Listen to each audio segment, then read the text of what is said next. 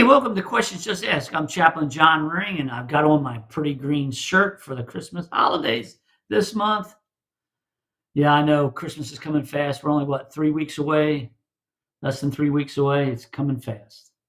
So, hey, listen, before I get started, if you have any questions about the Christian faith, anything, faith, life, me, anything, just ask. Just send me an email at john@hopelowcountry.org. That's john@hopelowcountry.org. Right now, I'm working through a book called Banned Questions About the Bible by Christian Piat. Now, once I'm done that, I'm out of questions. So let's get your questions in. And if you want to know when I'm going to answer the question, what date, I'll let you know. Send them to john@hopelowcountry.org.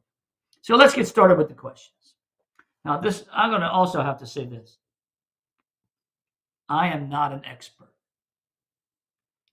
I generally often give my interpretation of the question and my response based upon my belief system, not anybody else's. So if you don't like the answer, don't get mad at me. If you want to engage me, again, send an email at john@hopelowcountry.org and we'll see if we can't get an engagement going. But I try my best. I try to be as biblical as possible. So let's start. Why is the Gospel of John so different from the other three? And by the way, the other three are Matthew, Mark, and Luke. It's Matthew, Mark, Luke, and John were the four Gospels. And it is different. Matthew portrays Jesus as king. Mark portrays Jesus as servant. Luke portrays Jesus as man. John presents Jesus as God.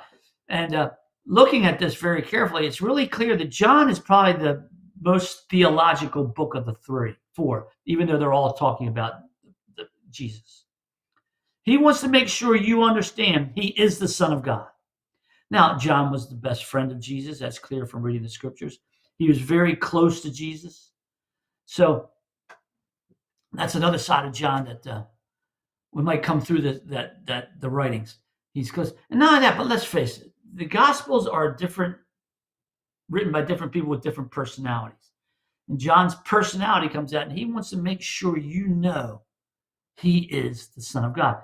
That's why often most people, when they want somebody to really learn about Jesus, say, go read the Gospel of John, because it's so theologically sound. And it is. But that's why. The others, Mark was actually the first one that was written. Then came Matthew and Luke pretty much together.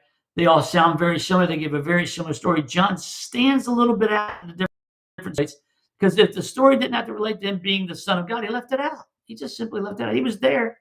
But he only wanted you to know things based upon what Jesus said, and specifically about him being the Son of God. So that's why it looks different. That's why it sounds somewhat different. It's because, you know what? It is different. So, hey, that's my answer. So join me next week when we look at, what does the Bible say about hell? What does the Bible say about hell? Well, you might be surprised at the answer to that. See you later. Have a good one.